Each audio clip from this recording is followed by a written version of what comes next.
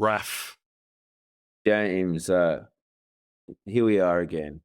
Let's be honest with our audience. Yep.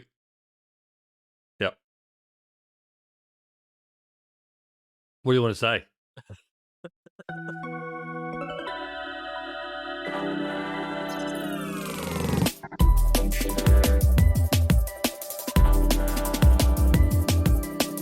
Another day of down round, folks. We're recording this quite late at night.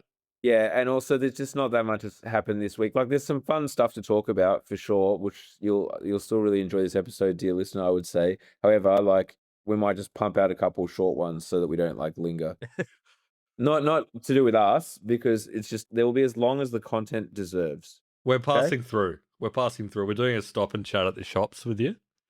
You know, when you see someone and you're kind of like, oh, yeah, hey, mate. Hey, brother. Yeah. No, I'm obliged to talk to you for, more than a minute. Yeah, no, same job. Nothing changed with me. Do you live around here? Oh, that's crazy. We should get a beer at the Marrickville Hotel. Anyway, see ya. That kind of stuff, you know? But that's with us, with you. You are that person. Yeah. Okay. Anyway, there's a few things. You're going to tell us what we're going to talk about? Yeah, let's just keep talking over each other for the rest of the episode. So we've got a few things to talk about in the episodes this week. First one is some news out of China. One of Meta's big acquisitions has been blocked by the People's Republic. Manus. Now, I can't remember if we actually mentioned the Manus acquisition when it happened. I feel like we might have. It's not that, maybe, but it's like not that big a deal. Yeah. It was sort of we might have mentioned it in passing, but we didn't really get into it. But anyway, Meta's had one of their big acquisitions blocked, and not by the EU, but by the People's Republic of China. So we're going to talk about that. We're going to talk about the release of the new version of DeepSeek. You might recall that last time DeepSeek released an AI model, it caused the global markets to crash. Didn't happen this time, but there's a few little things to say there. And then we're going to talk about a little bit of a market rumor that sort of rippled through the internet and various online platforms. It actually came up in our Discord, which was, is Anthropic going to buy Atlassian? We've dove into this question for you after it was raised. You might be thinking, I haven't heard that. And in response, I say to you, you may not have heard it, but some investors certainly did, sending the stock up, I don't know, like 3% or something. It wasn't that crazy. But it certainly... It raises some interesting stuff, especially in the context, of OpenAI partnering with AWS and a bunch of stuff that came out of Google Cloud Next as well. Like this whole kind of enterprise stuff. I think there's stuff there to chat about. There's stuff going on. And then also, we might do a bit of a victory lap around the fact that we haven't talked about it yet. The new Anthropic AI model, Opus 4.7, came out, and people are a bit down on it. We said that the vibes were turning against that company. Yeah. And a bit of CPU chat, maybe. Chip chat. Potentially a bit of chip chat.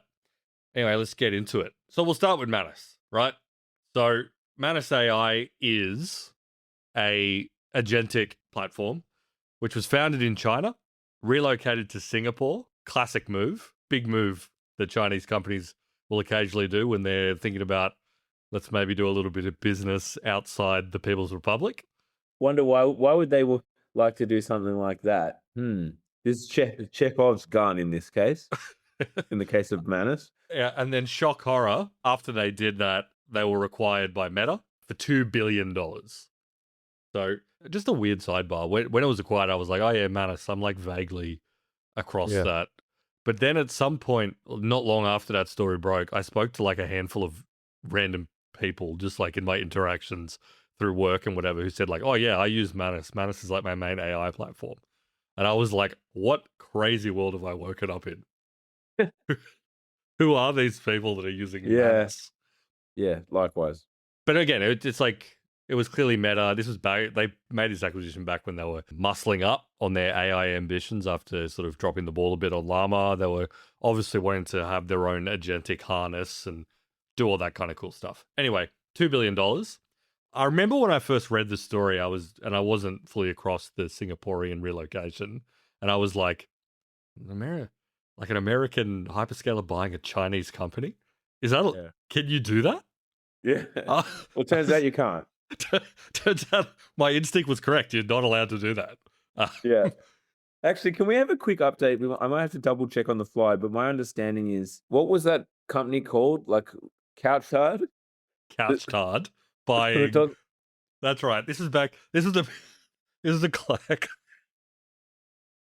down round moment. It was when Canadian Yeah, I think a company Canadian company wanted to tried buy to like buy. the Japanese 7-Eleven.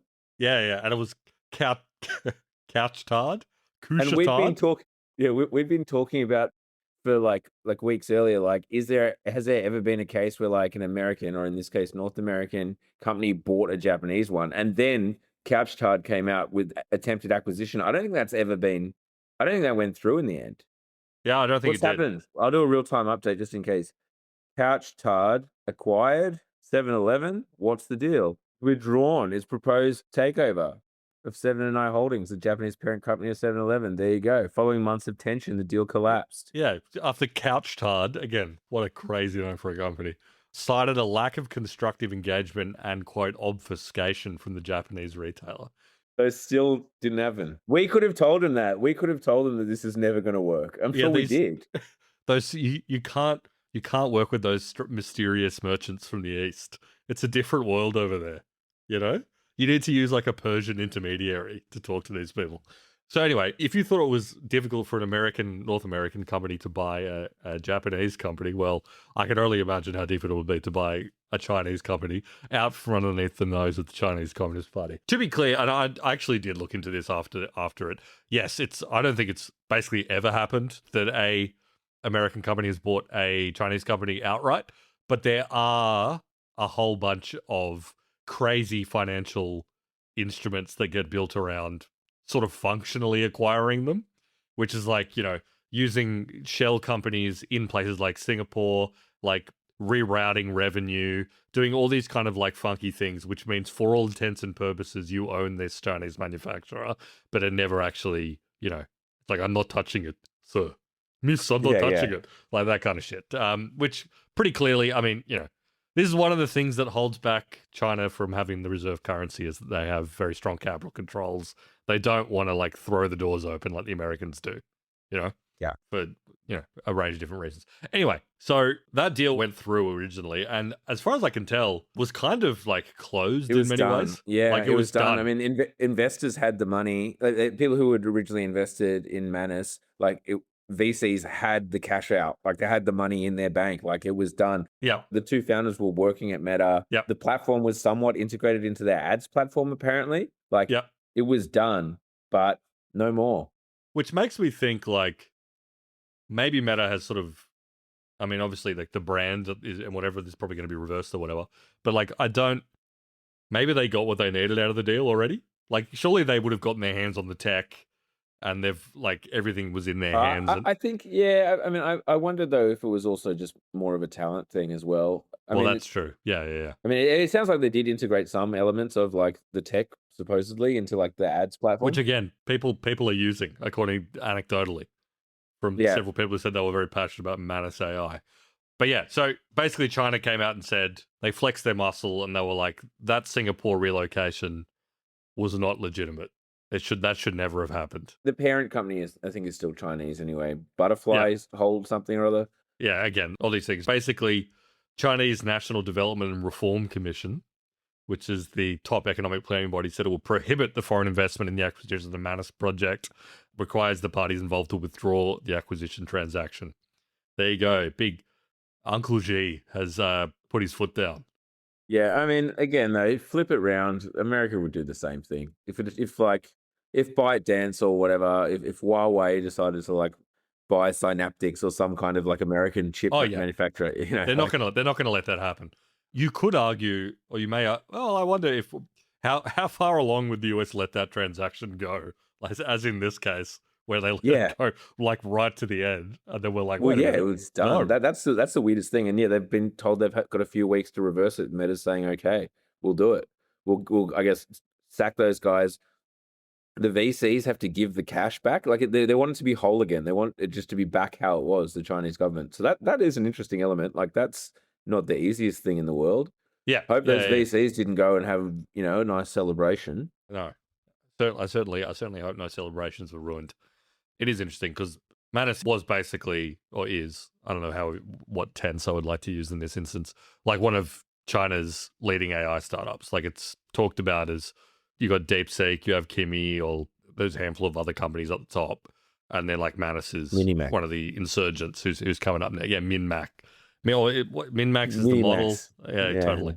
They got a bit going on. We'll talk about this in a sec because there's DeepSeek's coming along. But anyway, yeah, there you go. I think aside from the fact that it's in the red hot AI sort of world, probably does just generally show that China's getting skittish about. I mean, like, come on, they've been calling it a national security priority. Like they've been putting it one of the 5 pillars of all of their plans. You know, trying. You know, they do the 5-year plan constantly. Not constantly, every 5 years actually. I suppose it's a constant. It feels like every bloody year they come out with a 5-year plan. But you know, it's always like AI is obviously. I mean, obviously they've been focusing on that for a long time. So totally. And also, I actually think that it's fair enough. It's anti-competitive. You have a massive hyperscaler sucking up local talent, which is bad for the ecosystem. That's what G said. G was like, "That's, you know, I'm happy the VCs got their exit, but what about the competition, folks?" It's about the damage you don't see. Like you never know what innovation could have occurred had we not allowed these startups to blossom. Exactly. Yeah, totally. G is just like a fucking American FTC regulator or whatever. Anyway, so that was Manus. Big ups. Sorry, guys. Or good for you. I don't know how happy or unhappy they are about it. I reckon that would be one of the worst phone calls you could get when the Chinese Office for Economic Development gives you a call and is like, we need to have a conversation about your acquisition by Meta. You're like, fuck, I hope I do not get like Jack Mard. And told them they were forbidden from leaving the country as well. Yeah, noticed that as one of the details. That's also a big one. Yeah. Some real tough capital controls. Yeah, do not Jack Mar me. Do not like drag me into like well, who knows what happened to him. I'm sure it was fine though. And he should be thinking in terms of the national interest and not personal enrichment. What about common prosperity, folks? You ever thought about that? Yeah. Anyway, but the other one was, as we said at the top of the episode, DeepSeek version 4 came out. So this was the next big AI LLM release from DeepSeek. And as I said at the top, last time we did an episode about this, it caused the collapse of the global economy briefly. Yes. Well, at the time, it was like the single largest single-day wipeout of wealth in history, or like market cap in history. Fuck. Yeah, I think it would have been, because the markets are so high, it would have been like actual dollar figure, but not percentage or whatever, right? Yeah, I think that's what it was. It certainly was a bad day for RAM stocks. Yeah. One of very few, though, to be fair. It hasn't happened this time. No. Investors are a bit distracted. They're not thinking a lot about what DeepSeek's doing. There's a few other things going on. Strait of Hormuz still closed, I hear. Yeah, closed and blockaded. Double closed. So yeah, DeepSeek V4. What was the one that caused the market? R1. That's right, because it was a reasoning model. It was when reasoning models were just coming out, and they did it, and it was insanely cheap. Yeah. And it was like one of the first big demonstrations of what they call a mixture of experts model, which is what they all use now, which is, to get into it really simply, you've got like a shitload of parameters on these giant models, like 1 trillion parameters, 3 trillion parameters, whatever it is, which obviously uses a huge amount of computing grunt to process prompts and lots of RAM. Tons of RAM, giant data centers, bunch of GPUs, whatever. Mixture of experts model just like intelligently selects like the parameters you need for a given input, basically. So it's like mixture, it's like a council of experts, and they go, we're sending it through to this sort of like region of the brain, is one way of putting it, which just makes it more efficient in the long run, or like not even in the long run, per request. Anyway, that was like a big demonstration of that. And now all of the major labs use it to save on costs. But that was one of the reasons that like the economy collapsed when the last DeepSeek came out, is because it was like, the thesis was, maybe we don't need NVIDIA GPUs. Yeah, we don't need NVIDIA. The Chinese are doing it dirt cheap. And I think the fact that nothing has happened this time, even though I would say people are maybe more skittish about the AI economy now than they were then, more weirded out, it's just that like, I think there's a feeling that like China is further behind than they were then. The gap has widened between the American labs and the Chinese labs. Or at least the gap has stayed the same. Like, I think there's a feeling that like they were catching up and about to overtake, whereas they've consistently been 9 months behind now, They're it about feels like. 9 months behind. And maybe that's because they need to like distill the models, and whatnot. Maybe it's because of the chip controls to a certain extent, not having access to NVIDIA GPUs or Google TPUs. There's probably a few reasons for it because they certainly have the talent. Yeah, no, absolutely. Well, so are the American labs, but these guys definitely are. They're butting up against not having enough chips.